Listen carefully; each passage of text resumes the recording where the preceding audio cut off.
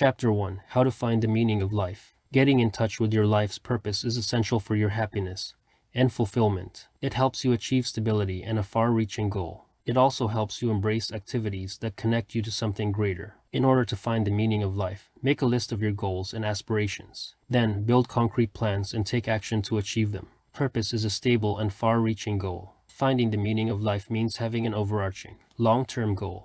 This goal will often be different from day-to-day goals such as earning money, improving your health, or advancing the cause of your chosen field. Purpose also includes the desire to change the world and contribute to a greater good. It may be as big as solving a world problem, or as small as doing household chores. Your purpose can be something as simple as finding the right career, or a fulfilling relationship with your family. A sense of purpose will align with your natural inclinations. Identifying what you love and what you dislike is a good way to figure out your purpose. Then you can find ways to do those things, and steer clear of those things that make you feel ill or unhappy. Having a sense of purpose is the foundation for a well-rounded life. The journey to discovering your purpose requires courage and the willingness to ask uncomfortable questions. However, once you identify your purpose, you will be on the road to meaningful experiences and meaningful work. It can be difficult to link your purpose to meaningful work. The meaning of life varies for every person and is a matter of personal choice and mental state. Some people believe life has more meaning when they get what they want strongly, accomplish highly ranked goals, and do what they consider important. Those with influential pro-attitudes maintain that the most relevant mental state is caring and loving. Other people believe that life has a higher purpose than material possessions. Pro-attitudes are a necessary part of the meaning of life. By developing a positive worldview, you can enhance the meaning of life. People with positive attitudes toward a good activity are able to have a higher quality of life. These attitudes are also a crucial part of enhancing our sense of worth and purpose. But this doesn't mean that we should only adopt propositional attitudes towards good things. A popular approach is to view life's meaning as a series of interrelated questions. For example, some philosophers view life's meaning as a single question, while others prefer to think of it as a series of questions, each relating to an aspect of life, including origins, significance, value, and suffering. No matter which approach you take, finding the meaning of life requires effort on your part. The process of finding meaning in life is not an easy one. First of all, we must have an appropriate relationship with God. This relationship can be expressed through our beliefs, our worship, and the way we treat others. We can also find meaning in our careers, our lives, and in our relationships. These ideas provide us with a framework in which to make sense of our lives. And, in this process, we can learn about the meaning of life. To find meaning in life, people should seek to connect with a higher power and pursue a passion. Some of these ways include meditation and soul searching. Having a supportive network of friends, family, and other people in their lives is also helpful. Taking part in social activities, such as volunteering, can also help you find meaning in your life. It also gives you a sense of fulfillment and joy. A more practical view emphasizes an understanding of life through the experience of it. William James, for example, argued that we could make truth, but not find it. The pragmatist view of life implies that the meaning of life is found through experience, not through intellectual analysis. It is often an ongoing process, and it takes effort to discover it. If you are not willing to invest the time and effort to find the meaning of life, you will never find it. The eschatological perspective focuses on the future. Rather than focusing on the past, the future-oriented perspective on suffering and death is also relevant. Both approaches link with perennial meaning of life debates. Although post-mortem survival, beatific vision, and the other blessed states are hypothetical, they nevertheless motivate further discussion. This perspective on the meaning of life is a broader one than objective naturalism. The eschatological dimension of evil is a relevant consideration. Positive psychology studies of flow experiences. According to positive psychology research, the concept of flow is a powerful tool for finding the meaning of life. This type of experience lasts a short period of time and eliminates negative thoughts and distractions. The effects of flow experiences can be felt for minutes, hours, or even a lifetime. However, these positive psychology studies need to be applied to everyday life. Whether you are seeking happiness in your career, personal life, or in your relationships, there are many ways to enjoy the flow experience. Flow experiences can be different for each individual. However, they are most common when you are doing something that you enjoy and are skilled at. This is especially true with hobbies and work. In these situations, you'll experience a high level of satisfaction and enjoyment. You'll be less self-conscious during the experience, and your focus will be more intense. Flow experiences are often experienced in pursuits that are difficult, but are also highly rewarding. Flow is an essential part of life that helps you experience joy. Positive psychology is a secular philosophy, unlike some self-help books that rely on religion or a higher power. For example, Martin Seligman has criticized the fearful God of the Old Testament and the nullification of human agency. Nevertheless, he is sympathetic to religion, which promotes kindness and social bonds. Furthermore, he suggests that the brain contains a hope circuit that is responsible for helping you achieve a high level of happiness. The research on flow experiences has shown that we can experience more happiness, more joy, and greater well-being when we are surrounded by good things. It shows that we can be more resilient to adversity and find the meaning of life if we can find the flow in everyday life. In a sense, it's the best way to find meaning in life. If you're looking for the meaning of life, positive psychology is a great tool for you. Connection with others. A meaningful life is one in which we feel good about ourselves and our actions. And that makes sense based on a relationship with God. It is expressed through our beliefs, devotion, worship, and the way we live our lives in connection with other people. The greatest commandment, love your neighbor as yourself, is one of the most important ways to find meaning in life. Jesus embodied the importance of connection with others in this statement. The most popular philosophical view is the amalgam interpretation. Some philosophers, however, do not regard the traditional formulation of life's meaning as a single question. They prefer to use a variety of different explanations and prioritize the sense-making connotation of meaning. They also prioritize narrative explanations, origins, purpose, significance, value, and suffering as important aspects of life. The combination of narrative explanations and sense-making interpretations has gained popularity in the philosophy world. Purpose-based theories. There are several different purpose-based theories. While the standard distinction between meaning of life and meaning in life remains the same, there are differences among the various perspectives. Some philosophers place more importance on the of aspect of meaning, while others place greater weight on the in aspect. Still, the most common theory is the amalgam interpretation, which takes into account all the different types of meaning, including suffering, purpose, and significance. This theory is most commonly used in Eastern Asia, where new religious movements have sprouted. These religions often have their own unique explanation for the meaning of life. One example is Tenrikyo, which emphasizes the importance of happiness, both for ourselves and others. This religion emphasizes moral choices, including good words and deeds. The goal of life, according to this theory, is to make the world a better place by helping others. Another theory is cosmology, which focuses on the design and purpose of reality. In this theory, the universe was created by a creator, which created us in its image. The purpose of life is ultimately determined by the creator of the universe, and the meaning of life is derived from this. Similarly, teleology explains why the universe exists. However, many people disagree with this view. According to this theory, a meaningful life is one that makes sense. A meaningful life is one in which the orientation towards goals and other activities is appropriate. It is filled with meaningful relationships. These relationships are often the most important factors in defining a meaningful life. The aim of a meaningful life is to achieve something worthwhile, whether that is a career or an art. It is a life worth living. Chapter 2. Identifying what you love and what you dislike. Before you can move on to the next step, you need to identify what you enjoy and what you hate. This will help you determine what you want and why you hate work. This can help you find a job that is more fulfilling. For example, if you hate your job because you have to deal with abrasive people all day, you might put off activities that require social interaction. By making a list of the activities you dislike, you can determine how to make them more bearable. Identifying what you love and what you dislike. Identifying what you like and dislike is a good way to decide what you want to do with your life. Your dislikes may overlap with your strengths. For example, you may enjoy playing a particular sport, but you don't like the physical coordination or endurance required for it. Perhaps you just don't have the natural talent for it. It's important to think about the reasons for your dislikes and then decide what to do about them. Identifying what you want. One of the first steps to identifying what you like and dislike is to identify what you don't like. Sitting with your dislikes and examining your reasons for disliking them can help you identify your passions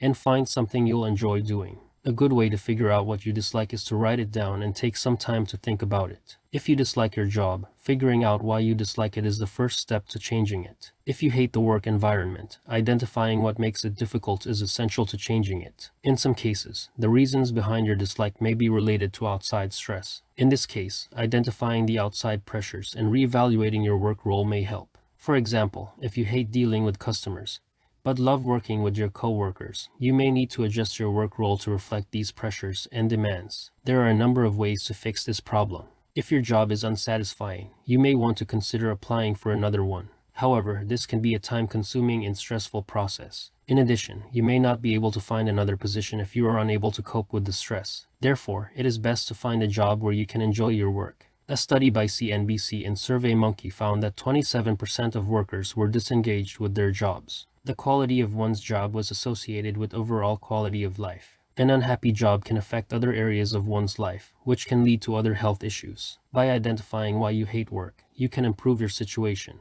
Identifying what you love. Identifying what you love and dislike is a great way to figure out what to do with your life. You can also consider your strengths and talents. Some of your strengths may overlap with what you don't like. For example, if you dislike sports, it could be that you have difficulty with physical coordination and endurance. However, you may dislike a particular sport because you do not have a natural talent for it. To find your purpose in life, you must identify what you love and dislike. It is important to note that your likes and dislikes may overlap. You may dislike certain activities because of their physical demands or because you don't have natural talent in them. However, your dislikes may be a good indicator of the things you love. Once you know what you like and dislike, you can make your life more fulfilling and successful. Identifying what you dislike. You can use your likes and dislikes to decide what you should do with your life. Even if you're not sure you'll like something, you should consider writing down what you dislike about it. For example, you might find that sports drain your energy because of the physical challenges they entail. Likewise, you might find that you dislike them because they require you to work on your endurance or coordination. You may even decide to renounce these activities because they're not in line with your abilities or personality. Chapter 3: Mental Health Benefits of Relationships. If you want to improve your mental health, having a relationship is essential. Relationships build self-esteem and help you feel good about yourself. You can find a partner who cares about you and appreciates your uniqueness. This will benefit both of you. This article will explain the benefits of relationships and how they improve your mental health.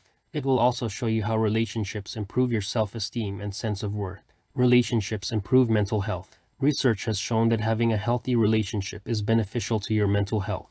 The study by Florida State University found that people who are in committed relationships were less likely to suffer from depression, anxiety, mood disorders, and suicidal behaviors than single people. Healthy relationships can also be beneficial for your physical health. Research also suggests that social connections improve your immune system, which may increase the length of your recovery from illness and disease. However, this doesn't mean that relationships should be the only type of relationship you have. Psychologists have long recognized the influence of relationships on our health. Research shows that relationships affect health through various biological pathways, including the regulation of stress hormones and immune function. The quality of relationships can also influence health-related behaviors, including eating habits and physical activity. Researchers suggest that strengthening relationships should be a priority for public health. This research is particularly important because it shows that strong relationships can help people live longer, healthier lives. In addition, relationships can help people develop new habits. In addition to the psychological benefits of strong relationships, there are also practical tips for building healthy relationships. For example, healthy couples can encourage each other to take care of themselves by engaging in healthy activities. The goal of a healthy relationship is to strengthen the bonds between partners. A healthy couple should encourage and support each other in their personal and professional endeavors. And as long as they are communicating regularly, the couple can better manage the challenges that arise in their relationship. In addition to understanding your partner's needs, it is essential to follow your own treatment plans. If you're struggling with a mental illness, your partner may not understand how important it is for you to take care of yourself. But if your partner understands this, they can support your efforts in improving your health. They can also help you take care of yourself and provide you with the emotional support you need. You'll both be happier in the long run. They improve self-esteem. A healthy sense of self-esteem helps us feel better about ourselves and others. It is important to understand how our self-perceptions affect our behavior. Self-esteem affects many aspects of our lives, including our decision-making, relationships, and emotional health. A high self-esteem encourages us to take risks and try new things. It also helps us to be resilient in the face of obstacles. Self-esteem can be improved through a number of different strategies, but the key is to develop a loving, caring mindset. Developing a loving and caring mindset starts with noticing our thoughts. These thoughts can be neutral or positive, and based on facts or irrational false ideas. By being aware of these thoughts, we can determine which emotions to express accordingly. This will help us to build a balanced view of ourselves and help us overcome our low self-esteem. It will also help us deal with the underlying causes of low self-esteem. Low self-esteem can also cause other problems, such as lack of motivation and poor decision-making skills. Having low self-esteem can also lead to issues in relationships and with expressing one's needs. People with low self-esteem may feel unlovable or unworthy, which is detrimental to their mental health and relationships. Conversely, people with high self-esteem may overestimate their skills, have difficulty in social situations, and may block themselves from pursuing self-improvement. People with high self-esteem understand a wide variety of feelings and share them in healthy relationships. They do not take criticism personally and do not let it get in the way of a healthy relationship. People with high self-esteem value themselves, communicate well, and accept other people for who they are. They also take risks and do not take criticism personally. The most effective way to boost self-esteem is to be honest, loving, and tolerant. The healthy self-concept is important for our overall well-being. Studies have linked positive self-esteem with better adjustment, success, and satisfaction. In addition, it has been linked with better health and recovery from serious diseases. In the long run, a positive self-concept may protect us against the adverse effects of poor self-esteem. The results of this study demonstrate that self-esteem is a strong protective factor for our physical health.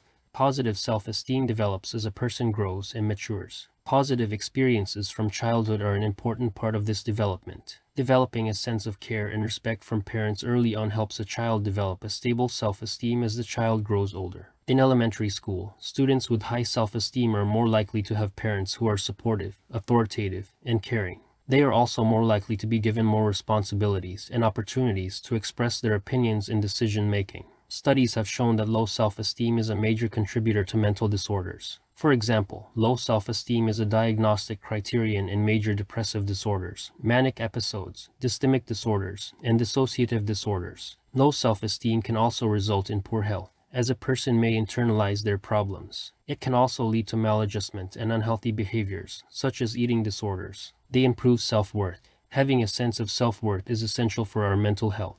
Lack of it can cause problems like depression and anxiety. It can even lead to missed opportunities. It's crucial to develop a healthy sense of self without losing empathy for others. The more you love yourself, the happier you will be. Developing a healthy sense of self is one of the most important steps you can take to improve your life. Self-worth is an important concept for many people. However, it is not a simple concept. Low self-worth can lead to a range of difficulties such as depression, risky behavior, and being unable to achieve your own potential. Luckily, there are a number of ways to increase your self-worth and feel better about yourself. Here are some simple ways to improve your self-esteem. The first step is to understand your self-worth. If you have a healthy sense of self-worth, you'll be more likely to maintain a stable and happy relationship. Those who have strong self-respect know that they need to find happiness within themselves to feel content. People who are happy with themselves will be brighter together and won't seek other people to make them feel inferior. It's also important to recognize that a relationship can't be reformed until both partners have a healthy sense of self-worth. The second step in improving self-worth is to make the most of your interests. You might have a hobby or skill you enjoy, but putting it on the back burner is a common mistake. When it comes to your personal happiness, you should always follow your passion. If you love what you do, your self-worth will follow. It may take some practice, but the results are worth it. It's a positive way to boost your self-esteem. Ways to improve your mental health with love. Having a healthy relationship with someone is a great way to improve your mental health. It helps you build your self-esteem and confidence. In addition, caring for someone will help you incorporate healthier behaviors into your everyday life. It will reduce your risk of developing mental illnesses and anxiety. These benefits of caring and loving can be seen in children and adults alike. Here are some ways to improve your mental health with love. Relationships improve mental health. Healthy relationships help us to cope with life's ups and downs. Not only do they give us a sense of belonging and satisfaction, but they also improve our mental health. Every person brings something unique to our lives. Some people make us laugh, while others can make us cry. When you have a relationship with someone who prioritizes your mental health, you can feel secure and happy. Here are 3 ways to improve your mental health by building a relationship. One way to improve your mental health is by improving your communication skills. When you communicate effectively, you can improve your relationships and develop good habits. Make the effort to communicate with your partner in a positive manner. Try to avoid arguments whenever possible, and tell your spouse you're worried about his smoking habit. By communicating with your partner, you can encourage him or her to be happier and healthier. You may even find that you feel more relaxed and less depressed when you're communicating with your partner. Improve self-esteem. Having a positive self-image is one of the most important components of happiness and well-being. It correlates with mental well-being and can help individuals deal with a variety of challenges. Self-esteem is also linked to health and can help individuals recover from illnesses and injury. Here are some examples of the benefits of having a positive self-image. You can begin by taking some simple steps to improve your self-esteem. The first step in improving your self-esteem is to examine the thoughts you have about yourself. Are they positive or negative? Are they based on facts or false ideas? If so, what are your appropriate responses? By taking note of your thoughts, you can make more informed choices about how to react to them. It's also beneficial to examine your own thoughts when they occur to identify if they are contributing to your lack of self-esteem. The next step is to start practicing self-love. Many people have a low self-esteem due to early experiences. Therapy can help you understand these experiences and overcome them. The more you pay attention to yourself, the better you'll feel about yourself. You'll start to notice when something is wrong with you, and you'll start to treat yourself better. This process can help you overcome your negative self-image and move on to healthier, more fulfilling experiences. Self-esteem is a crucial component of happiness and self-worth. When it's low, it can affect your personal, professional, and social functioning. People with low self-esteem may also avoid engaging in activities that challenge them or are challenging to them. Avoiding these activities reinforces the negative feelings and habits that can undermine your self-esteem. In addition to lowering your self-esteem, it can lead to unhealthy behaviors and habits that can negatively affect your life. While positive self-esteem leads to protective behaviors against diseases like AIDS, low self-esteem can increase your vulnerability to HIV/AIDS. In other words, low self-esteem leads to more risk-taking behaviors, like stealing and needle sharing, or seeking attention. The same holds true for homeless women. Some studies have even shown a connection between low self-esteem and needle sharing. Another study found a connection between low self-esteem and sexual risk-taking among homeless women. The next step in improving self-esteem is to create realistic goals. Make it a point to set realistic goals and strive for them. Then, set small, achievable goals that you can work towards. The best way to do this is to make yourself aware of what you want and what you need in the world. It will take a long time to change your life, but it will be worth it. So, if you are having trouble with self-esteem, start with these simple, yet important steps. It will make all the difference. Improve self-worth.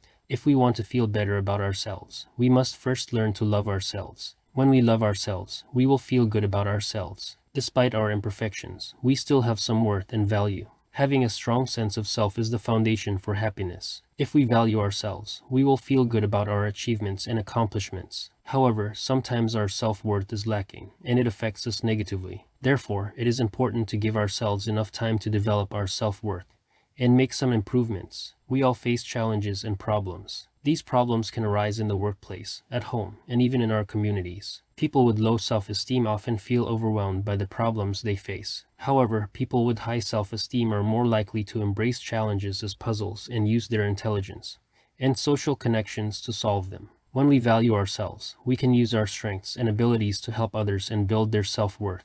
Developing your sense of self-worth is an essential part of mental and physical health. Lack of self-worth can result in feelings of depression, anxiety, and missed opportunities. Developing a healthy sense of self-worth does not mean sacrificing empathy or being too egotistical, but it can improve every area of your life. If you believe in yourself, you will find that you are worth loving, caring, and being loved. Self-worth can be boosted by the tone of voice. Self-love will make you stop relying on external factors to determine your worth. This kind of self-worth will keep you focused on maintaining self-understanding, self-acceptance, and self-worth. It is also crucial for your emotional well-being. By giving yourself positive feedback, you can build the confidence you need to achieve your goals and reach your full potential. Chapter 4. Connect with a higher power and pursue a passion. There are several ways to reconnect with a higher power and pursue a personal passion. Some of them involve creating a vision board and writing about your goals. Others involve getting a career coach to help you figure out what you want to do. Whatever your path, it is important to tune into your true passion.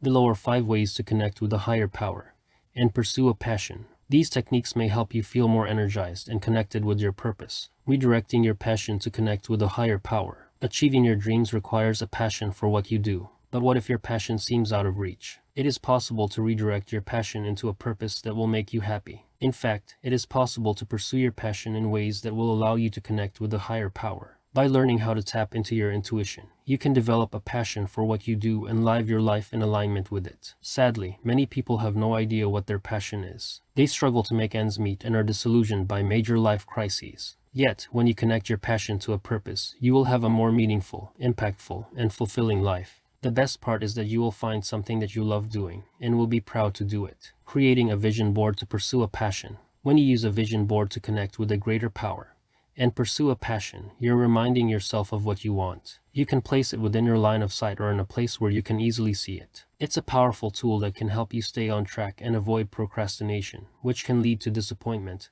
and regret. The key to creating a powerful vision board is to focus on positive words and affirmations that can inspire you to take action. When creating a vision board, make sure to be open to ideas. It may help to write down the ideas you have for your vision board. It's important to clarify your goals before beginning. Browse different sources and choose quotes and images that speak to you. Try not to be too rigid when selecting images or quotes. Taking your time and thinking will help you create a powerful vision board. You can create a vision board on a poster board, cork board, bulletin board, or inspiration wall. If you'd like to create a digital version, you can use an image editing program like Adobe Photoshop to create a board that looks great and will inspire you. Either way, use your vision board as a daily reminder. Choose the most important images to represent your goals. The images should complement each other and add to the beauty of your vision board. You can also customize the images by choosing color and border designs for them. The next step is to add your own words and images. Make your vision board as colorful as possible. The colors of the images are the most important part of a vision board, so be creative and use them accordingly. A vision board can be a powerful tool to help you make positive choices, but it is important to remember that the power of positive thinking is questioned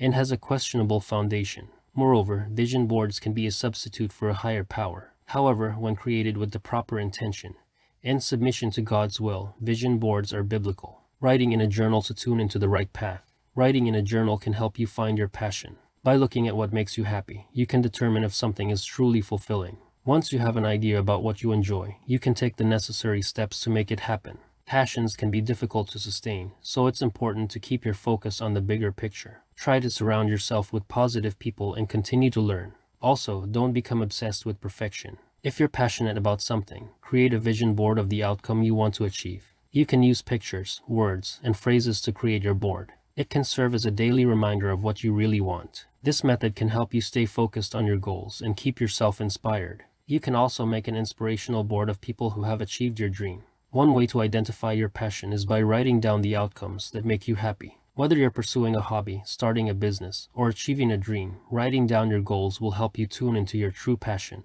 and find the direction you need to achieve it. Whether it's writing about your future or a future goal, writing in a journal can help you find your passion and turn it into a reality. By identifying what you truly enjoy doing, you can begin to work toward those goals. When you are passionate about something, you can inject that enthusiasm into your daily tasks. Even the most mundane tasks can become more fulfilling when you take the time to make it a priority. As you become more passionate about something, you can start making it your priority and the most valuable thing in your life. Taking the time to find your passion is the first step toward a happier, more meaningful life. Using a career coach to pursue a passion. Changing careers is often difficult for many people. For some, changing careers is the key to finding fulfillment. However, other people find it difficult to leave a job they hate. In such cases, a career coach can help them find a new direction. One such person is Rachel Arthur, who left a decade-long career in a public school in Texas to pursue a career in theater. Since then, Arthur has created a website where others can share their stories of leaving an unsatisfactory career.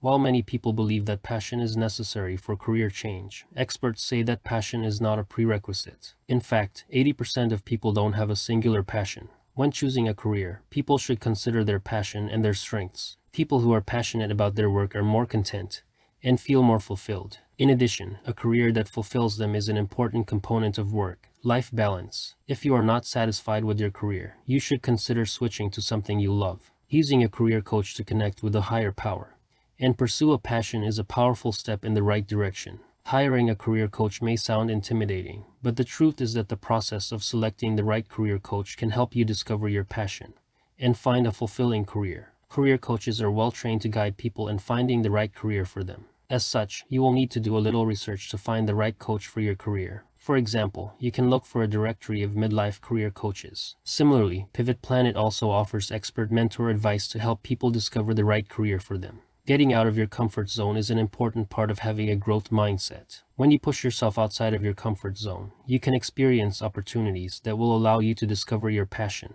A good way to discover your passion is by asking yourself questions and gaining real-world experience. The most important way to determine your passion is to experience it in action. Pursuing your passion is a powerful way to connect with a higher power and achieve your goals. Creating a vision board is an excellent way to get started. It can include pictures, words, and phrases that symbolize your passion. Keep it in your home or in a prominent place where you can see it every day. This will help you stay motivated and focused on achieving your goals. You can also write down the specific actions and steps you need to take to achieve your vision. Identifying your passion. Passion can be defined as the desire to do something. If you have an undefined passion, it will be difficult to pinpoint the exact moment when it will strike you. This can result in tunnel vision and prevent you from appreciating what's happening in the present moment. To identify your passion, examine the activities you do in your daily schedule. For example, if you love playing tennis or hiking with your dog, you'll know when you're having a good time. If you can't identify your passion, try asking a friend or family member, what character trait do they admire? What kind of people do you admire? These questions will help you identify your passion and get to know yourself better. Identifying your passion is a critical step toward happiness and fulfillment. Once you know what it is, you can take action. In many cases, you don't need a large investment to start pursuing it. You can also start with free or low-cost videos. Once you've identified your passion, try to reflect on it. This new conviction will reflect in your life. Pay attention to how you spend your time, what you read, what you talk about, and what you devote your time to. Start to see things through your new conviction, and you'll be more likely to stay on track. By connecting your passion with your purpose, you'll have a purpose in life, and you'll be proud to live. If you're having a hard time determining what you love, consider your hobbies. They may give you a hint about what you really love. If you love reading or building things, you're probably passionate about that. If you love dancing and exercising, you might have a passion for dance. Similarly, if you love reading or writing, you might enjoy listening to podcasts. Finding a niche area. When starting a business, finding a niche area to focus on can seem daunting. If you don't have a specific idea in mind, ask around and get ideas from people you know. Learn about the needs and problems people are facing in that niche area. Defining a niche area will help you define your business vision and connect with a higher power. Consider the differences between a mass and niche market, and which one would be more beneficial to you. The former is about serving a broad audience, while the latter is targeted toward a specific group. For example, a national grocery store chain might target a large audience, while a local butcher shop may target a smaller niche. Consider what types of people are most interested in what you're offering, and create a niche area based on your research. Once you have identified a niche area, you can start looking for keywords. Google has tools that help you research related keywords, and these tools can be used to find keywords that are relevant to your niche. Google also shows related searches before you finish your search, which can help you narrow down the niche area. There are many other free resources to research niche areas, but these can help you begin exploring the options and start creating the niche area that works for you. If you are looking to build a business, it's important to know who your target market is. This way, you can narrow your focus on attracting new clients. Remember that choosing a niche can be daunting, so don't feel pressured to choose a market niche that you're not interested in.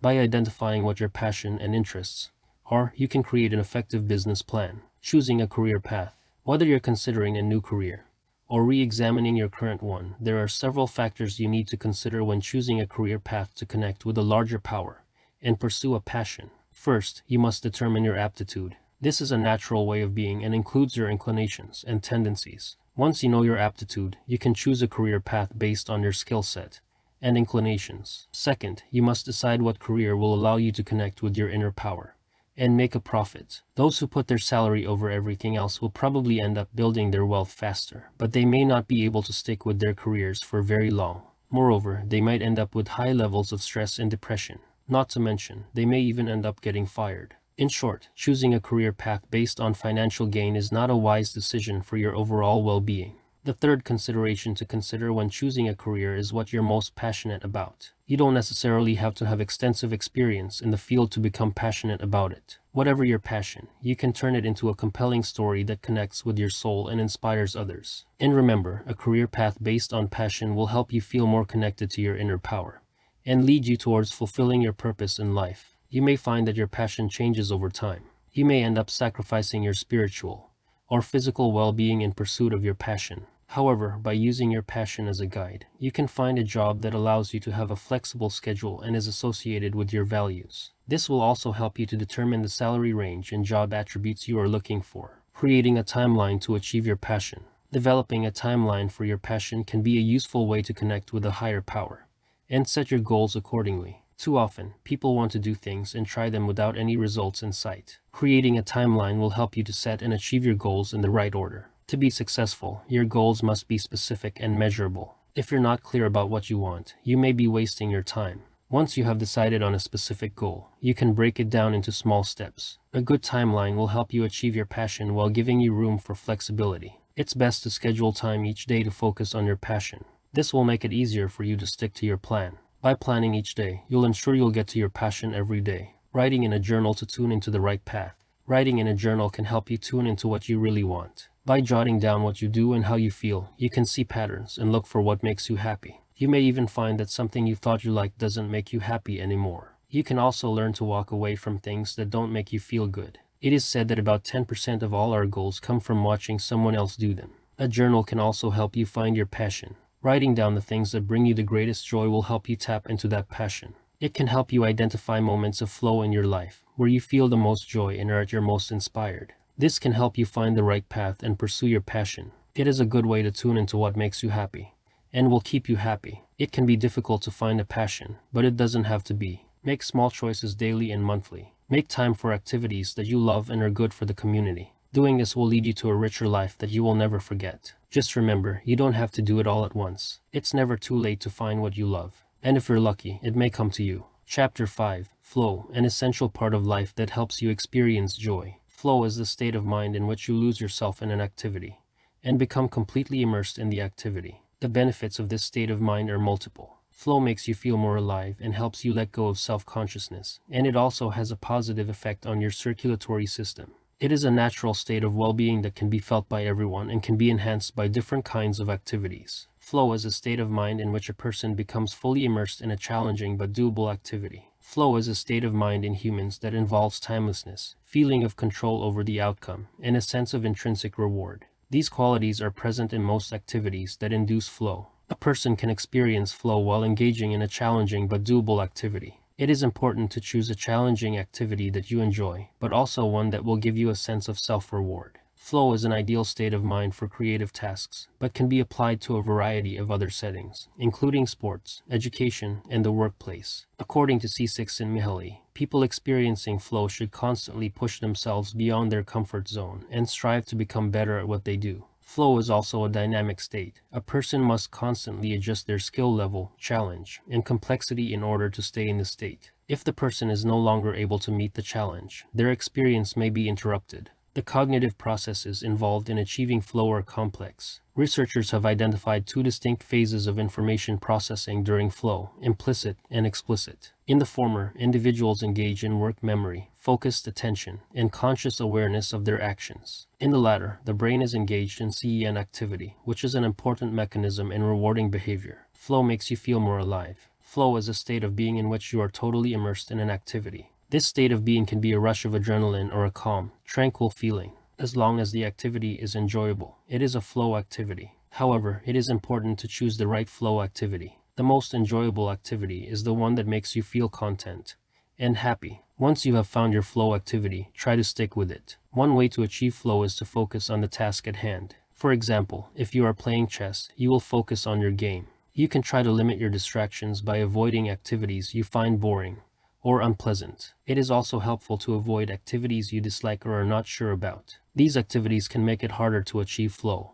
When you are in flow, you will feel the joy and progress in your work and life. Flow is a state of being that is not a given. You can achieve it only if you have an activity that you truly enjoy. If you are in a rut and are working too hard, it is unlikely you will ever experience flow. If you are not in the mood for work, you should find a new job or start a passion project. This way, you'll have a better opportunity to experience joy and happiness. Flow allows you to lose self-consciousness. Flow is a state of mind that allows you to be totally immersed in your activity. This state is often characterized by ecstasy, clarity, and immediate feedback. The American Psychological Association has defined flow as a state of mind in which you feel completely engaged, up for a challenge, and not distracted by the external world. In the words of positive psychologist Mihaly Csikszentmihalyi, flow refers to an intensely pleasurable state of mind. Learning a musical instrument has been linked to high levels of flow. So if you're looking for a way to find your flow, take some extra time to learn an instrument. Another activity that can help you achieve flow is running.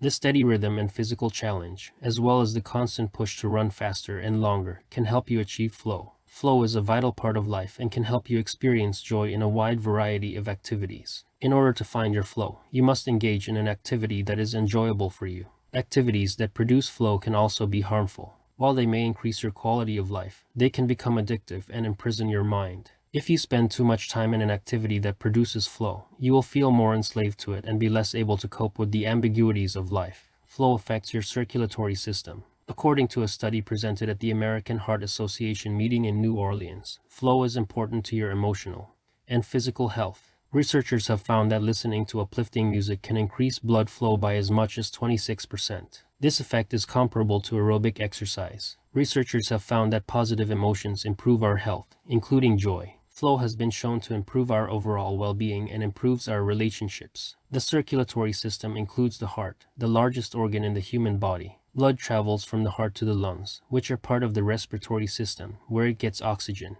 From there, it travels through arteries to the rest of the body. When an artery wall becomes weak, it can bulge and tear, causing life-threatening rupture. Aortic aneurysms are the most common type of aneurysm. Flow affects your autonomic nervous system. Your autonomic nervous system controls your heart, veins, blood vessels, and lymph, and many other bodily functions without your conscious effort. The autonomic nervous system is responsible for many of our bodily functions, from regulating your heart rate to salivation. When you are experiencing joy, you may also experience your breath to pick up, or your heart to slow down. You may feel that you are experiencing happiness, but it's actually your autonomic nervous system at work. Flow reduces stress. Flow is the key to completing important tasks. It allows you to focus on challenging tasks and achieve your goals. It also reduces stress and improves the quality of your output. It can also be a great way to increase your self-esteem. Flow can be experienced in many aspects of your life. Here are some of the ways you can experience flow. Flow is a state of mind where you are completely immersed in what you are doing.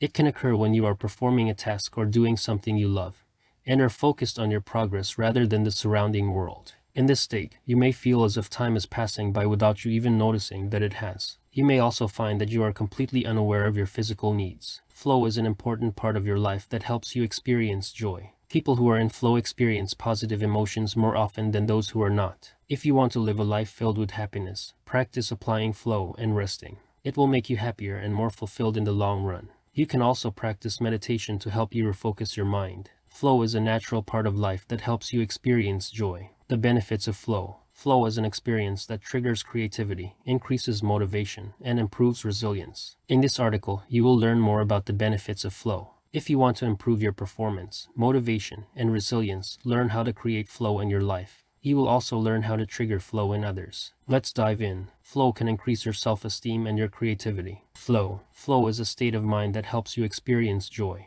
This state of mind can improve your mood, increase your productivity, and provide a sense of overall happiness and fulfillment. It is possible to experience flow every day, and it is vital that you take advantage of the opportunities it provides. Flow is a vital part of life and can help you experience joy and happiness at every turn. It has been proven that when you're in a flow state, your thoughts don't get in the way of your work or emotions. Time seems to fly by, and you'll lose track of time. Flow has practical applications across a variety of areas, but is most often associated with creativity. A writer experiencing flow may lose track of time while they work, and emerge with incredible progress. Flow also involves experiencing a state of eudaimonia. This state is so rewarding that people seek to replicate it in their daily lives. It can be addictive, too. People who practice flow seek to achieve this state whenever they can, and it leads to a more productive and happy life. Flow is a part of life that can enhance your well-being. If you're looking to increase your joy, do the things you enjoy doing them. Flow can be a solo activity or a group activity. It can be a high-energy activity, or a relaxing, tranquil activity. It is important to find an activity where you're in the zone, a state of mind that allows you to complete the task without thinking about it. Flow will make you more productive and less stressed, allowing you to achieve your goals with greater quality. Flow triggers creativity. Flow is a state of mind that helps you achieve the highest level of satisfaction in your activities. The state is more likely to occur when you are actively engaged in a task. Active hobbies include arts and music, sports, theater, and dance. You may also find enjoyment in competitive games and sewing. Work activities can also lead to flow, as you may be focusing on problem solving, planning, or completing tasks. For many people, flow experiences take place when they are engaged in an activity they enjoy and are skilled at. It is also associated with high levels of creativity and heightened emotional regulation. Activities that promote flow are often highly focused, with a clear goal in mind and a sense of serenity and control. The person also loses self-consciousness. The activities are also challenging, but the person feels completely immersed. The study also found that people who were more in the flow state were more productive. This was true even if the challenge and skill level were the same. This demonstrates the value of being in an interdependent group over being an independent one. The benefits of being in a flow state are many. For one thing, you will feel more satisfied and happier in your work. It will allow you to focus better on important tasks, which will benefit your career and life. While flow is often associated with a state of total concentration, it is also a state of total involvement. When you're fully immersed in a task, you lose all sense of time. You feel a sense of control, which allows you to become completely immersed in the activity. In addition, you don't feel physically or mentally taxed. You're in the zone. Flow increases motivation. Flow is a state of complete focus and enjoyment in an activity. When people are in flow, they lose track of time and are completely immersed in the activity they are performing. They are also intrinsically motivated. In these moments, their brain activity and emotions are low, which is indicative of a state of high motivation. The experience is often accompanied by a feeling of unity and joy. It is also crucial to find activities that are pleasurable and enjoyable. Flow can be triggered by a variety of factors. Sex, for instance, may trigger flow, although this has not been proven to be the causal agent. In other cases, athletes report that the frame rate functions as a trigger. However, more research is needed to determine which factor is responsible for triggering flow. Nonetheless, flow can be beneficial to a person's well-being. In the workplace, flow has been linked to higher productivity and performance. One study found that executives who experienced flow were 5 times more productive than those who did not. It was also associated with greater happiness and fulfillment. This makes flow a vital part of life that can improve performance and efficiency. It is possible to create a flow state and make it a daily habit. This can increase productivity in any area of your life. In addition to activities that involve engaging with something, you can also engage in hobbies that involve interaction with other people. These activities include sports, art, theater, dance, and music. You can also engage in competitive games and sports. Flow can also be fostered by the type of work you do. Some activities require you to plan or solve problems, while others require you to perform repetitive tasks. In either case, flow is an essential part of life that can enhance motivation. Flow increases resilience. Flow is a state of mind that involves the feeling of total control over your situation. It is also known as the autotelic experience. An increasing body of research demonstrates that flow is strongly associated with subjective and psychological well-being. It is also associated with increased concentration, self-esteem, and performance. The benefits of flow are enormous. If you want to experience more joy, you need to cultivate your flow. Flow can be achieved in many different contexts. It often occurs when someone is performing an activity that they enjoy or is particularly skilled at. While this is most common in the creative arts, it can also occur in other activities, such as sports. In any case, it's best to find activities that challenge you. This will make it more enjoyable for you and increase your chances of finding joy. Flow exercises can be performed at any time of the day. However, they should be performed when you have the highest level of energy. For example, you might feel tired after lunch, so it's best to perform them in the morning. When you are most alert, you're likely to be in flow. This state is especially important if you're working for yourself, since it has a higher meaning and purpose for you. Flow can occur at work, during play, at school, and while engaged in sports. It is not uncommon for coaches and educators to teach students to reach this state by providing appropriate conditions. It's also common for people to return to a place where they are in the flow state. Some people call this place their zone or sweet spot. In any case, flow can be beneficial. It makes life more enjoyable and can lead to greater productivity. Flow increases self-awareness. Flow is a state of intense focus that occurs during certain activities. During flow, you become less aware of your body and become more aware of relevant stimuli.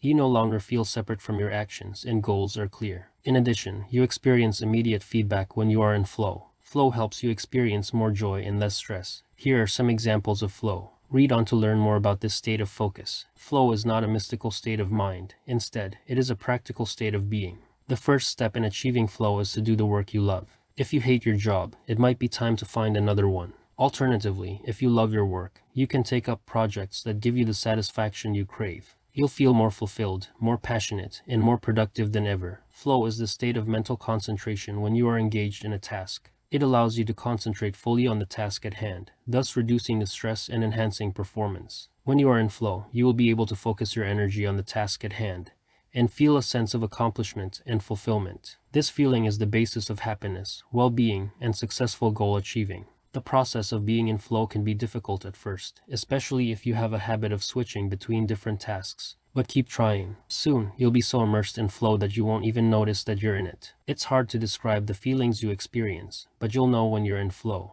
This happiness is a superpower of your life. Chapter 6. Love your neighbor as yourself. If you're looking for a meaningful life, consider the simple command to love your neighbor as yourself. This simple command can be interpreted in various ways, and there are prerequisites, signs, and acts of love to consider. If you're struggling to live up to this command, you're not alone. There are millions of others just like you who want to live this way. This article will provide you with some ideas to help you live this way. Love your neighbor as yourself. Compassion is a powerful force that can either build or destroy things. It is what makes us want to help someone in need. In the Bible, love is the foundation of all creation, and it is a powerful way to serve others. Compassion motivates us to act. If you have compassion for your neighbor, you will want to look out for their best interests. In the NIV translation of 1 Corinthians 13, it says, "Love protects and cherishes the world and its inhabitants." Philippians 2-4 states that we are to be responsible for the welfare of others. This is a powerful message that must be embraced by all. The parable of the Good Samaritan is a powerful example of how to love your neighbor. Jesus once told the story of a man who was robbed by robbers. The robbers stripped him of his clothing and beat him half to death.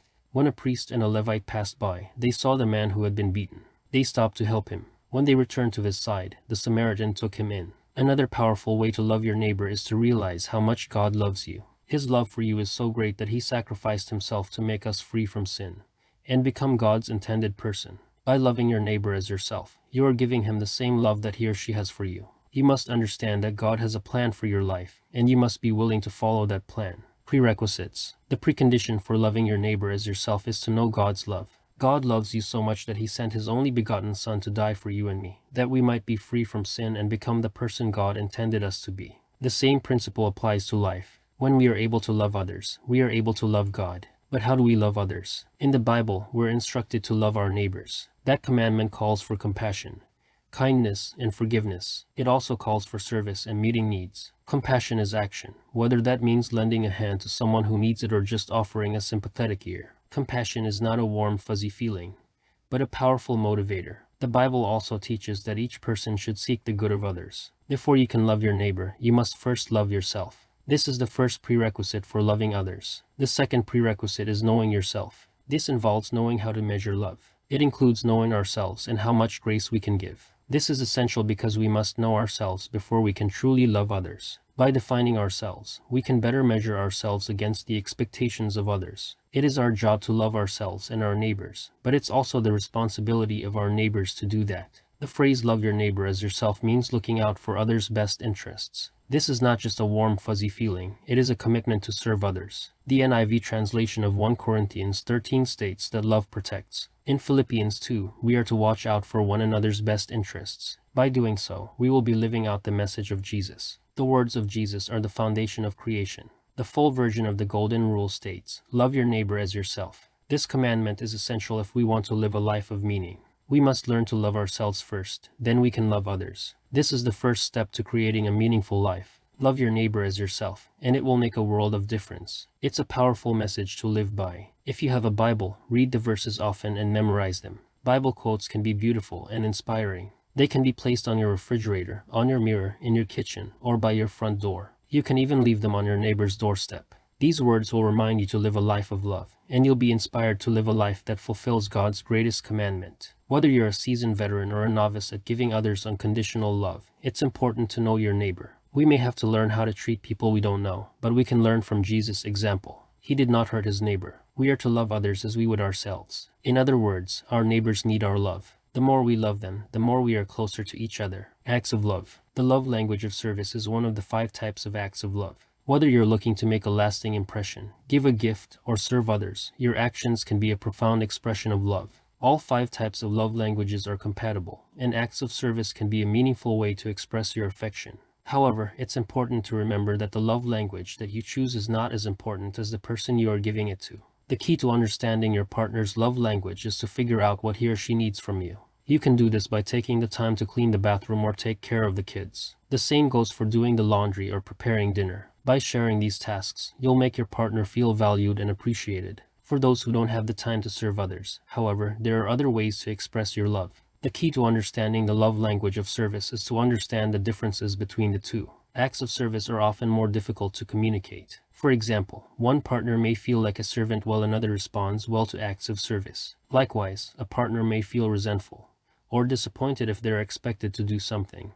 But this doesn't have to be the case. Acts of service are not as easy to define as other love languages, but identifying your partner's preferences and expectations can help you avoid any misunderstandings. In addition to verbal love, physical touch is an important way to communicate your feelings to others. Chapman combines his linguistics and marriage counseling background to discover how people express love. In addition to physical touch, Chapman describes 5 types of physical affection: acts of service, words of affirmation, and receiving gifts. The authors recommend that you spend some time together each day, making small gestures and spending quality time with your loved one. Relationship with neighbor. Building a relationship with your neighbor. The most basic foundation for any meaningful relationship is trust. If you are a neighbor to someone, you must be trustworthy and follow through on your promises. If you offer to help someone, make sure you follow through and make sure to return the item on time or even let them know when they can expect it back. This type of closeness will bring people closer together and increase the chance of a long-term relationship. Community. Having a strong neighborhood can lead to many other positive benefits, including a sense of belonging. The word community comes from the Latin word communitas, which means community. Neighborhoods are built around common interests and common activities. You may invite your neighbor over for a cookout or movie night. You may even decide to join an AmeriCorps program in order to meet new people and help out in your community. Meet your neighbors. Getting to know your neighbors can be difficult if you're new to the neighborhood. However, this is a great time to meet your neighbors. By leaving a small note, you can introduce yourself to them and let them get to know you better. You don't have to write a long introduction. Simply describe a few things about yourself. In addition to introducing yourself, you may also offer to show them around the neighborhood, or you can simply invite them to visit your neighborhood or hang out when they have free time. Relationships with your neighbors are important to your health. The person you live next to should be friendly and approachable, and they should be able to help you out when you need it. Being friendly and approachable will make your neighbors feel welcome and help you socialize in the neighborhood. If you live far from your neighbor, you might consider a friendly neighbor. They are also helpful and friendly, and they will be happy to help you out with your kids or your day-to-day tasks. The gospel teaches us to love our neighbor as ourselves. Love is service. Jesus came to serve us, and love serves us back. We serve our neighbor in many ways, by taking care of their animals or mail, driving them to work or school, or taking them out to eat. We may even give them a chance to pass us in public, and we may treat them with kindness and respect. The principle of loving our neighbor as ourselves is a powerful guide to a meaningful life. Spinoza's Ethics. The Ethics is a complex and ambitious work of philosophy. In it, Spinoza attacks traditional theological and philosophical conceptions of God.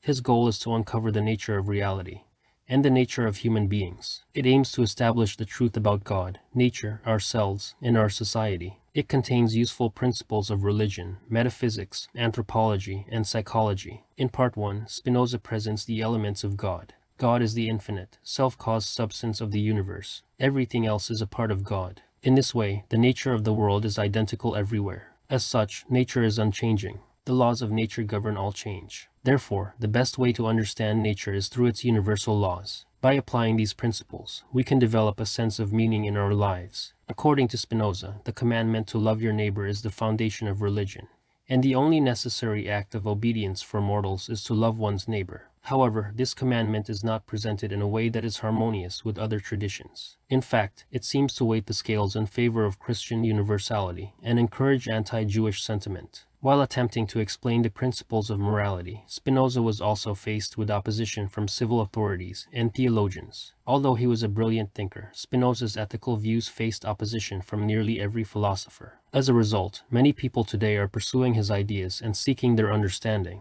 There are many resources available on Spinoza, including the collected writings, a compendium of Hebrew grammar, and the ethics of love your neighbor as yourself for a meaningful life. Samaritan's Example. The Samaritan's example of loving one's neighbor for a meaningful life is a powerful reminder that the power of helping your neighbor is greater than our own.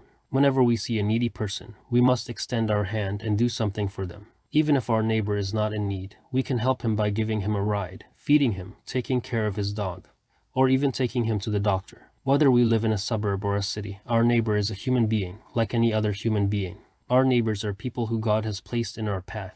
It is our duty to love these people as we would God. This includes extending God's blessings and compassion to everyone. It is also our responsibility to pray for them, no matter what their background or circumstances are. Jesus' response to the Samaritan's act of kindness is based on the parable of the Good Samaritan. The Samaritan, who is a Gentile, meets the injured man and cares for him. He leaves his money with the innkeeper, and the result of his actions is that the injured man is healed. That's what Jesus calls the law of neighborly kindness. We should stop and help a stranger in need. The Samaritan put aside his differences in order to care for his neighbor. He even paid for the man's medical care. Everyone has skills and gifts that are unique and valuable. The Samaritan's example shows us that we must use our unique skills and abilities to help one another. This way, we can enjoy a fulfilling life. Compassion. Compassion is a virtue that can help us live a meaningful life. It involves being aware of other people's feelings and experiences and acting out of kindness toward others. Compassion requires that we let go of our judgment and accept people as they are without judging them. Here are some ways to cultivate compassion.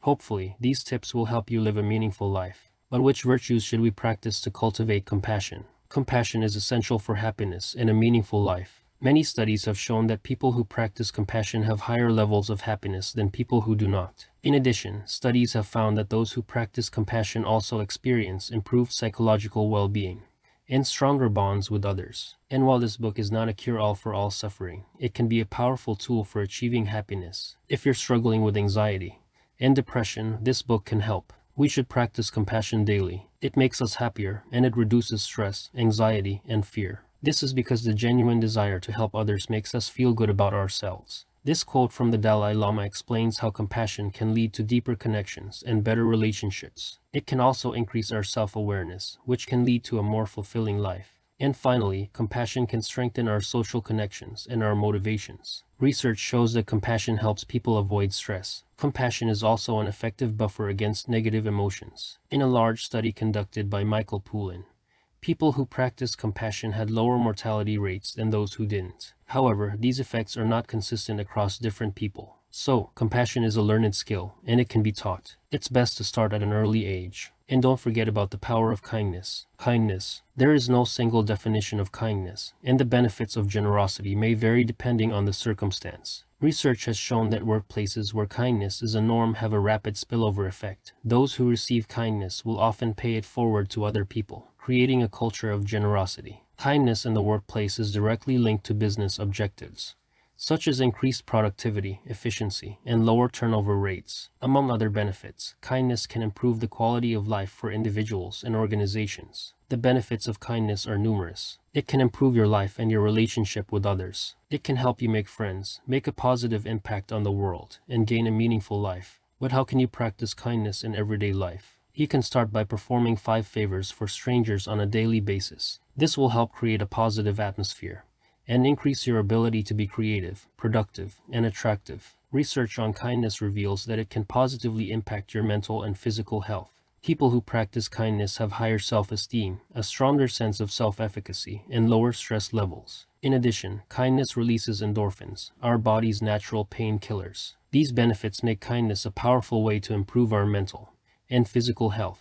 When you practice kindness, it becomes contagious and helps improve your life. A heart full of gratitude is a heart filled with compassion. It's a self-giving trait and is the most powerful way to promote happiness. It starts by treating yourself with kindness and then extends to others. When you begin to love yourself, you will start loving others and will feel better about yourself, too. You can spread kindness by interacting with people in a meaningful way. There is no better feeling than doing kind things for others. Self-love. Self-love helps us to take responsibility for our own actions and feelings, which can help us face uncertain situations. Psychologists call this a higher internal locus of control, which means that we feel more control over our lives. This in turn builds our sense of safety. When we feel good about ourselves, we are more able to respond to challenges in the world around us and to be present with our loved ones. It is also important to acknowledge the positive emotions we feel. These feelings are worth celebrating. Ask yourself what makes you happy. Do you feel adventurous, brave, mellow, or content? Take note of these emotions, which are all parts of your personality. These positive emotions are important parts of who we are,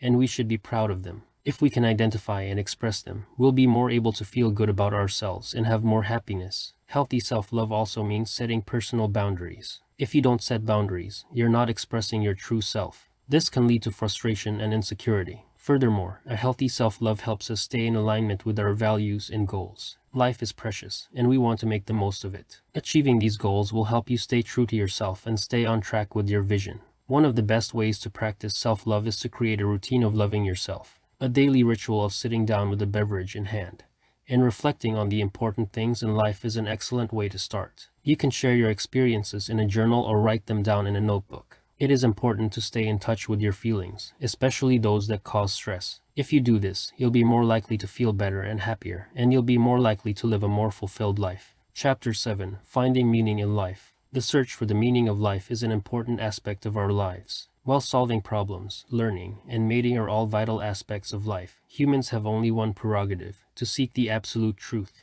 While bodily enjoyment is important, it is ultimately temporary, as it must end in death. For this reason, we must seek the absolute truth of our life. It is this search that is the essence of our lives. There are various ways to find meaning in life. Some of the methods include soul searching, meditation, and connecting with others. For example, you can give a donation to charity, or volunteer your time to serve others. Whatever you do, make sure that the service you provide is authentic and true to who you are. One of the most effective ways to find meaning in life is to live in the present. Trying to live in the past or future can keep you from experiencing the beauty of the present. One of the most famous psychological studies on meaning in life is that of Viktor Frankl. He was a concentration camp survivor and advocated meaning as a salve for suffering.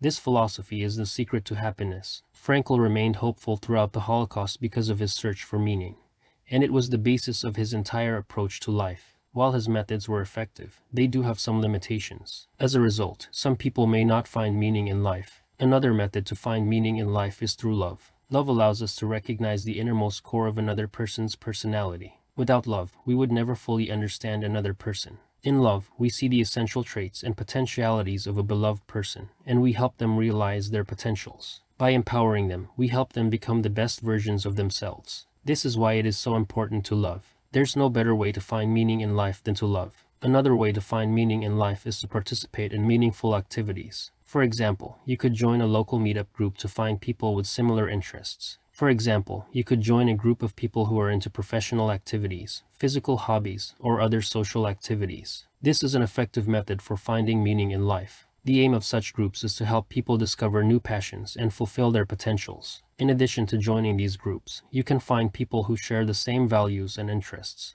Theories of meaning. There are a variety of theories for finding the purpose of life. Some seek to find the meaning of our life in the natural world, while others look to the supernatural. There are even hybrid theories, which combine naturalistic and supernaturalist elements. Theories of meaning for life attempt to answer the question, what is valuable in life? Great philosophers and religious figures had strong opinions about what makes life worthwhile and meaningful. Some believe that life is inherently meaningful, and that we cannot create it. Other people think that our existence is meaningless, or that our existence is unworthy. The meaning of life is closely related to death, futility, and the afterlife. The literature on the subject includes various viewpoints, including the Old Testament book Ecclesiastes, Tolstoy, Camus, and contemporary analytic writing. Some theories require only that we relate to the objective values of the world. Others require a causal connection with good outcomes. In general, all theories for finding the purpose of life emphasize the importance of purpose. This idea was emphasized by Viktor Frankl in his seminal 1959 work. Purposeful activity draws meaning from the future events that it affects. In other words, it relates the actions of the present to future benefits. All theories for meaning for life have a similar emphasis on purpose, and the notion of purpose is fundamental to all of them. The most prominent of these theories of purposefulness is the socio-emotional selectivity theory. This theory explains the developmental stage of life and how it influences goal selection. As an individual grows older, the awareness of time limits increases, and he prioritizes more emotionally meaningful goals. Similarly, young HIV patients with short lifespans experience similar motivational shifts. The purpose of life is to improve the world, to serve others, and to achieve some kind of significance. Authenticity. Authenticity is a quest that stems from a desire for autonomy and freedom. This pursuit is also a reaction to the inauthenticity we observe in our society, politics, and culture. Authenticity is necessary for us to discover the truth about ourselves and our purpose in life. It can also lead us to a greater sense of inner harmony. In this article, we will explore what authenticity means for us and how to achieve it. When it comes to expressing ourselves, we use language that is vulnerable to misunderstandings. Our language is inadequate to convey the full range of our thoughts and feelings. Consequently, we use allegories and other means to express ourselves. Moreover, our thoughts and perceptions are often incoherent, and inconsistent. This means that we have no way to be fully authentic in any moment. As a result, we may be experiencing an incomplete version of ourselves or a complete version of ourselves. As we become more authentic in our daily lives, we also develop greater resilience. We are less likely to engage in destructive habits, and are happier when we live according to our core values. In fact, research shows that when people are truly themselves, they feel better, are more resilient, and are more likely to follow through on their goals. Therefore, authenticity is the key to finding the meaning of life. It can also be a gateway to fulfilling a purpose in life. In order to be truly authentic, we must embrace vulnerability. Being transparent and open with others is essential for us to create a meaningful life. This is necessary for us to be able to influence others and bring joy to the world. Similarly, if we want to be truly creative, we must be genuine and produce authentic work.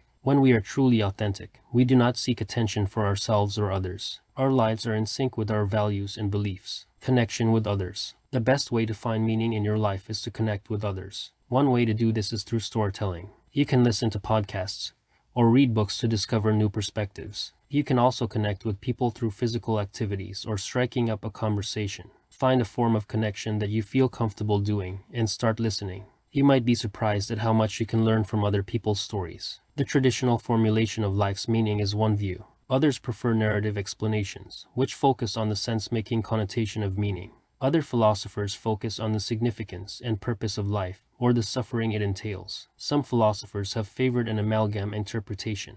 A combination of these views is the most common. While there is no one best answer, many philosophers agree that the traditional formulation of life's meaning is the most appealing. Finding the meaning of your life can be a transformative experience. It can help you find your true purpose in life and connect with your innermost desires. The first step in finding the meaning of your life is to define what you want from your life. Write down your dreams and goals, then take action. If you can find meaning in the people you care about, your life will be much more meaningful. In addition, pursuing your passion can make you feel more fulfilled. Volunteering or serving others is a great way to discover the true meaning of your life. It doesn't have to be a big commitment or involve taking on a risk. Even giving money to a charity can make a huge difference. What's most important is to serve in a way that feels authentic to you and your values. One of the most effective ways to find the meaning of your life is to live in the moment instead of living in the past or future. If you spend most of your life worrying about what might happen in the future, you'll miss out on all the beauty that life has to offer. Some people believe that a life is meaningful if it serves the will of God.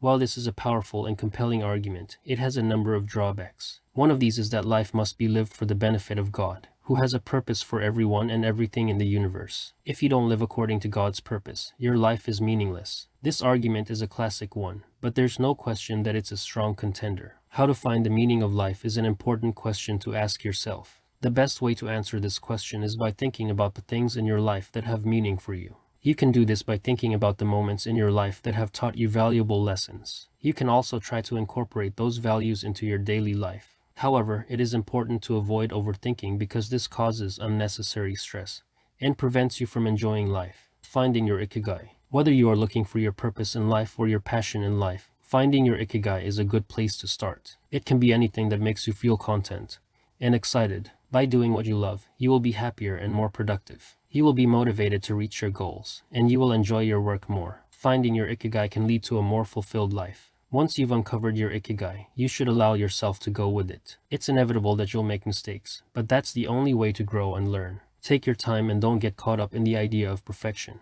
Instead, be open to trying new things. By being flexible and allowing yourself to make mistakes, you'll be able to find the right answer for you. You can find a job that fulfills you in a way that's gratifying to you. If you're unfulfilled at your current job, consider starting a different one. If you're passionate about sewing, for example, you may find other aspects of your work that you enjoy more. You can even volunteer at a local community center to give back. This is a great way to make money and find a purpose in life. Defining your core values. Defining your core values can help you find the meaning of life and live with integrity. By identifying your core values, you can better direct your life and focus on what really matters most to you. If you are unsure of what these values are, you can write them down and block off some time each week to figure them out. You can also use a Stanford study about values to get a clearer picture of your personal core values. Once you have a list of values, write them down on a page in a journal and reflect on them for a week. Make a list of each value and rank them on a scale of 1 to 10. This list will serve as a guide to help you make decisions and achieve your life goals. Keep in mind that your values may change as you grow and learn. Therefore, reevaluating your core values may require some adjustment. If you have no sense of purpose, it's important to realize that life isn't all about solving problems or learning, although these are both integral parts of life. You can also find meaning in activities such as friendship, volunteer work, and travel. The key to finding meaning in life is to be able to bring these values into everyday life, and to remember that the purpose of your life is to find it. The meaning of your life can be different for different people. Depending on your background and your experiences, you might be able to find a deeper meaning in your life through a variety of sources. For example, it may be that you have special talents or a connection with others. Regardless of where you find your purpose, you are likely to find a community of people who share your interests and concerns. In addition, you might be able to find a sense of community if you reach out to others who are also on the same path as you are. If you are looking for ways to find the meaning of life, you must start by understanding what makes you happy. Many people feel like their life has no meaning because they have not been rewarded for their efforts. Work and rewards are like scales. They must be balanced in order to give meaning to your life. In a way, you should view work and rewards as a form of recognition.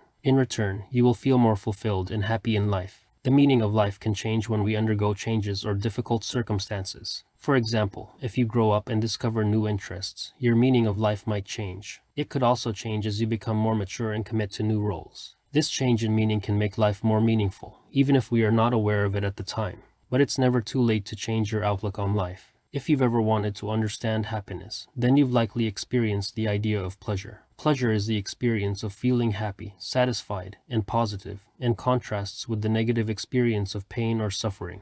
Pleasure is closely related to the concepts of value, desire, and action. Pleasure is a basic human emotion, and a wide range of activities and experiences can be pleasurable. Pleasure is also a central element in various mental states, including happiness and well-being. Pleasure is an emotion that comes from an intentional object. It takes an object, such as food or music, and it involves the intention to enjoy. Each type of pleasure has an opposite. Bodily pain, on the other hand, has a physical cause and spatial location. Painful experiences can cause depression, which is the opposite of pleasure. Similarly, unexpected changes or failures can lead to depression. It is vital to find the meaning of pleasure in your life so that you can enjoy it fully. Motivation. There are many ways to find the meaning of life. Some people find it by solving problems or helping others. Others find it by pursuing goals that bring them meaning. Whatever the case may be, it's important to find meaning in your life so you can find fulfillment. Regardless of the method you choose, making a plan and taking action is an important first step.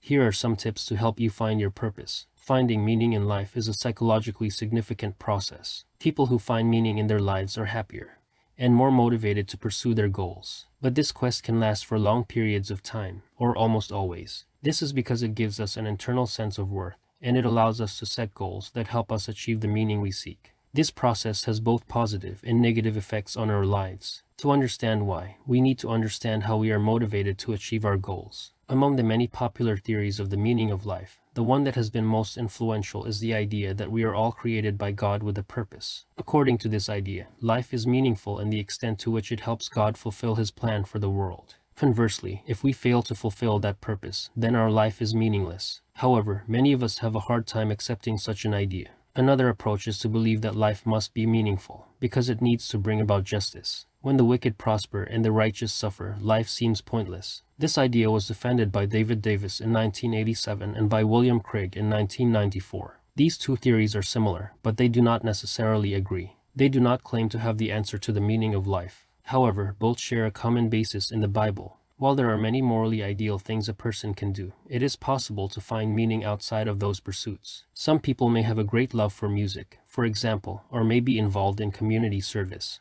such as preventing homelessness. But even if a person finds meaning outside of moral ideals, their lives still reflect some sort of personal character. According to the philosopher Stephen Wolfe, the concrete combination of relationships, passions, and interests gives a person's character. In other words, if someone is deeply interested in nature, for example, they may not be concerned with nature in general, but rather about specific happenings in the area. If this person is concerned about the population of puffins in her community, she might join a local environmental group. However, the line between moral and non-moral interests might be fuzzy, since love can take someone from a non-moral interest to a moral commitment. When trying to define your values and purpose in life, you need to ask yourself, what is important to me? What's my purpose? What's worthy of my time and energy? These are questions that many people ask themselves. These questions are very personal, It is helpful to seek a trusted loved one's perspective on these questions. Often, finding your value system can be difficult, but there is no right or wrong answer. Identifying your values is a powerful way to find the meaning of life. By living your life in accordance with your values, you will be happier and more fulfilled in your life.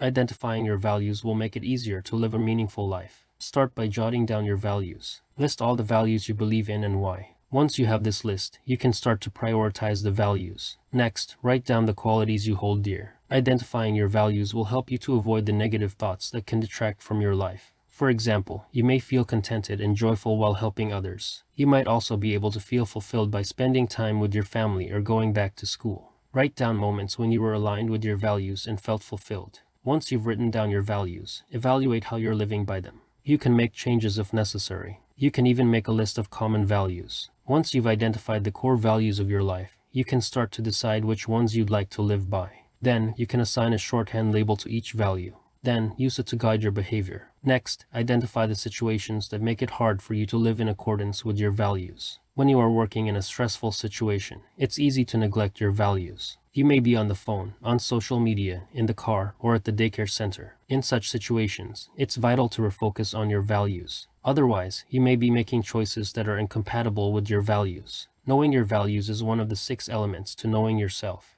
These elements are your interests, temperament, biorhythms, life goals, and strengths. Identifying your values is the royal road to self-knowledge. The choices you make in your life will reveal your personality. Your values are your life's compass and can help you make good choices. Ultimately, knowing your values will help you make the right decisions in any situation. Your values can change over time. If you're going through a tough period, you may be more likely to value health over money or professional success over happiness. You should make it a priority to act according to your values if you'd like to find the meaning of life. However, it's important to remember that your values are your priorities. When they're not aligned, you'll feel miserable and dissatisfied. When you've completed this exercise, you should have a clear understanding of which values are important to you. After you've chosen your values, you can prioritize them by writing them down on post-it notes or as a phone wallpaper. You can also use them as the basis for a vision board. The list should be visible and easy to remember every day. Once you've done that, you'll be able to live your life according to your values. Many people are not aware of their purpose in life, but identifying it can help them focus their energies. By having a clear vision of your purpose, you are less likely to focus on distractions and make poor decisions. You will also be more likely to find your passion, which can serve as a powerful motivator to achieve your goals. This article will give you some tips to help you identify your purpose in life and make it a reality. When looking for your purpose in life, consider your values. These are the beliefs that you hold most dear. Your values may be different than others. It is important to find the things that are most important to you. When you are searching for your purpose, make time for yourself and relax. This will give you more time to reflect on your purpose. If you have no time for yourself, it is unlikely that you'll find it. You can try assessing your capabilities and determine your own capacity to fulfill it. If you're having trouble judging yourself, you can ask your close friends. They will give you an idea of what they believe you are capable of. You can also use meditation and introspection to help you find your purpose in life. Once you've identified your purpose in life, you can better channel your energies towards reaching your goals. Once you've identified your purpose, make a list of steps you need to take to achieve it. You may not be able to take every step on your list, but knowing what you need to do will help you take action and make progress. You can also avoid doing activities that contradict your purpose. These steps will help you develop a strong sense of purpose. You'll be able to enjoy your life more if you know what you want. Next, identify the activities that you enjoy doing.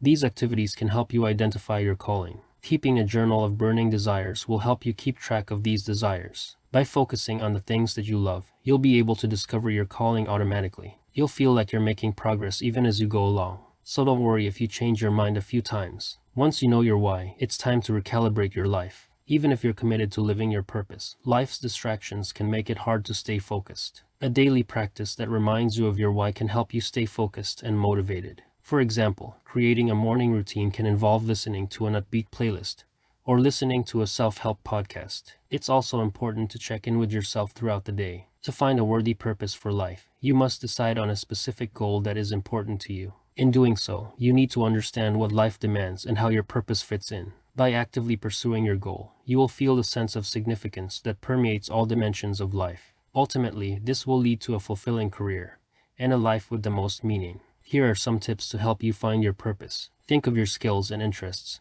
and brainstorm a meaningful purpose for yourself. Remember that this is a lifelong process. You may change your purpose many times before you find it, so take it one step at a time. You may even change your mind as you go along. But finding a worthy purpose for life is a process that is well worth the effort. Just remember to take it one step at a time. A worthy purpose for life can be as simple as providing for your family. A career allows you to provide for your family and may make you feel fulfilled. A favorite sports team is important to you because it's shared with your family. There are also non-family purposes to consider. Religion can also be a pathway to finding a worthy purpose for life. Just make sure that it's a purpose that is meaningful to you. A meaningful purpose is not a magical epiphany, but a process that requires introspection, conversations, and actions. By creating meaning into your life, you are setting yourself up for a richer, healthier life. You'll be happier, more fulfilled, and less stressed if you're able to pursue a purpose you find worthwhile. If you're searching for a worthy purpose, take the time to think about your interests and discover your passions. Once you know what you're passionate about, it will be much easier to distinguish between what's important and what's not. Without a purpose, you'll be swept up in the nonsense of life and have no idea what's really important. Instead, you'll be more motivated to pursue it and get it done.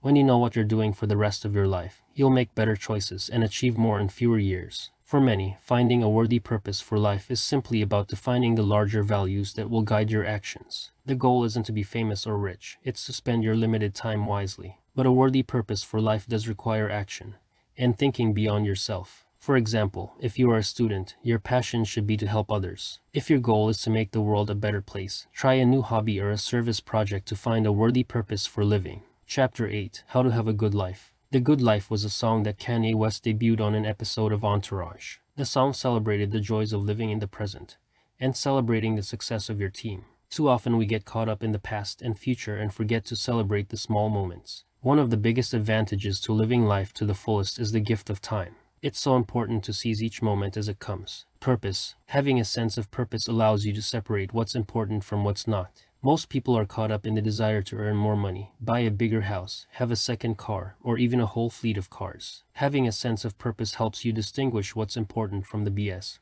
and live a life that matters. By following your passions, you can create a meaningful life that is full of meaning and joy. Being connected to others is a major part of finding purpose. By getting involved in a community, you will discover others who share your values. As a result, you'll build a positive mindset and inspire others. You may even discover your own purpose in this group. Once you've found your own community, look for others who share your vision. Whether it's a volunteer group or a community organization, it's a great way to find purpose. People who had a strong sense of purpose were at less risk of death and health issues. Having a sense of purpose can enhance a person's life. Once a person finds their purpose in life, they begin living consciously. While this doesn't mean that every problem will go away, it will give them the motivation to take small, daily steps towards living a meaningful life. But first, they need to get the big picture right. If they can't figure out what they're looking for, they can find it through the help of a coach. Pursuit of pleasure. While the philosophy of hedonism has a long history, it has not always been accepted. Even the ancients criticized some forms of hedonism. Plato's dialogue Philebus, for example, asks Protarchus to imagine a life devoid of pleasure. This is an example of the critic's critique of hedonism.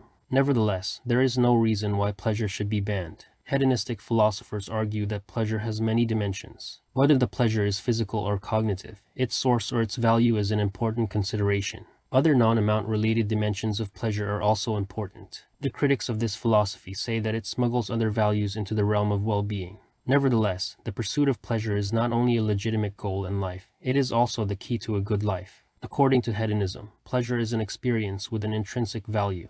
The experiences we find most valuable include instances of pleasure. For example, listening to music and eating a fine meal are both intrinsically pleasurable. The texture and melodic quality of food are elements that increase the enjoyment. The concept of pleasure is also based on the extent of pleasure, which is the number of people who are affected by a particular experience. Despite these arguments, some scholars believe that the pursuit of pleasure is the key to a good, satisfying life. However, while the pursuit of pleasure may be an important part of a healthy and fulfilling life, it should never be the sole aim of life. People with good morals also make time for activities that benefit others and themselves, and they prioritize these activities over other things. For example, they spend time with their family. They prioritize activities that improve the lives of others, whether at work or in their spare time. Clarity of purpose. If you want to live a fulfilling and successful life, having clarity of purpose is crucial. Without clarity, it is nearly impossible to achieve your goals. People who have clarity of purpose know exactly what they want and have a clear picture of what it will take to get there. Without clarity, they are likely to react to others' expectations instead of designing their own destiny. But if you have a clear picture of what you want, it will be easier for you to make decisions that will help you achieve it. When you have clarity of purpose, it's much easier to focus on your goals and develop an action plan.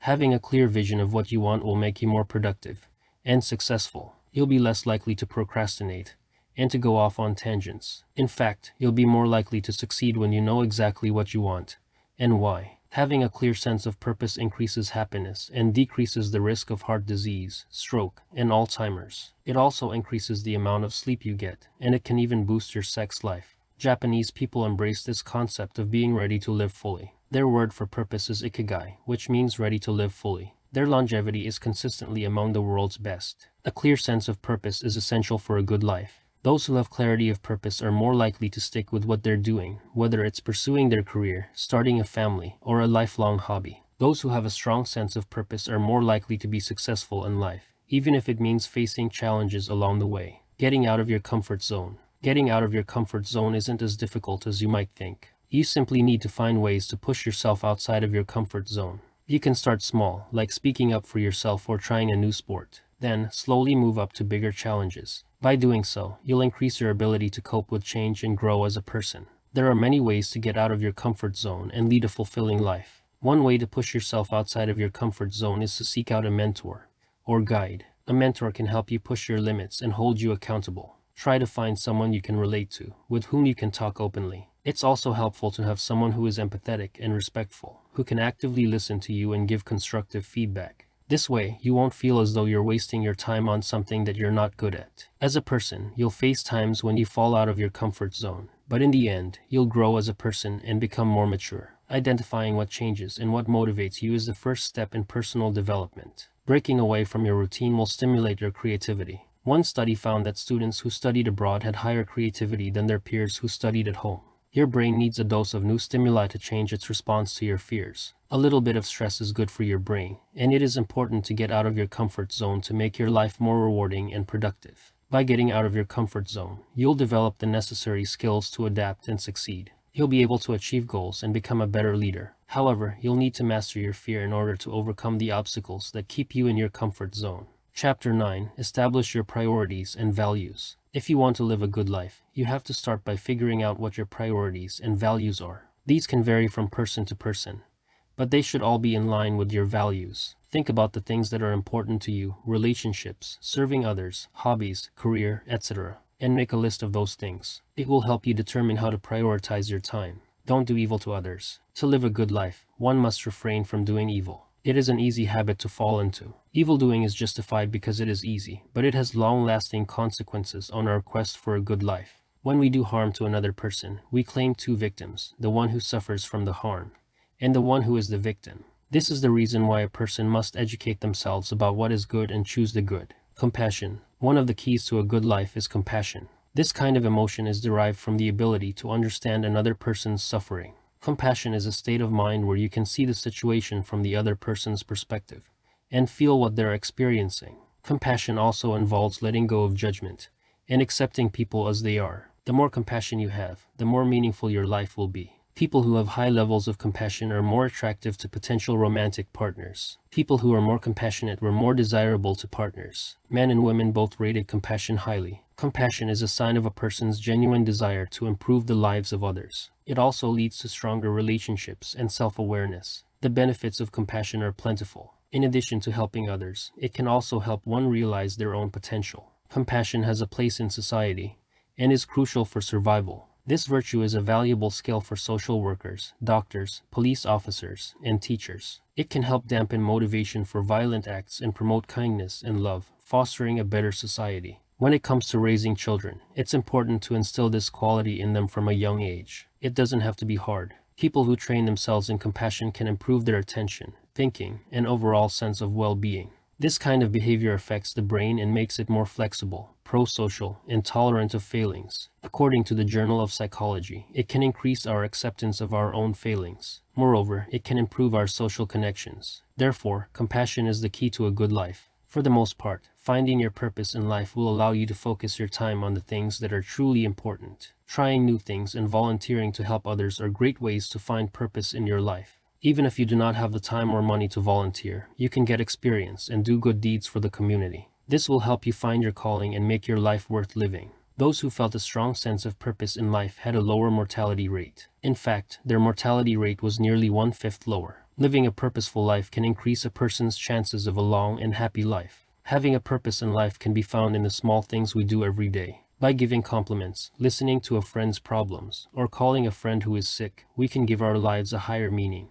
In addition, we can organize our day so that we have both structured time and free time. We should also ask ourselves whether we have enough free time in our lives to pursue our purpose. Finding your purpose in life will enable you to create a roadmap for living your life to the fullest. By mapping out your life by combining your purpose and the keys to happiness, you'll be able to decide which direction to take. The first step towards living your purpose is to define your personal happiness. Remember that happiness is a personal experience, and the factors that influence your happiness may change over time. Legacy. Creating a legacy is a wonderful way to give your life meaning. It can shape how you show up in the world and make you feel like you matter. There are a few ways to do this. First, think about what matters to you most. What would make you feel special? How would you want to be remembered? What would make you feel proud? It might be helpful to write down your final wishes and then give them to your family. Another way to create a legacy is to give back to the world. When you give back, you are more likely to be satisfied with your life. This contentment will make you able to give more to the world. You can use your passion to help people. Find something you're passionate about, related to your purpose and talents, and implement practical strategies to make it happen.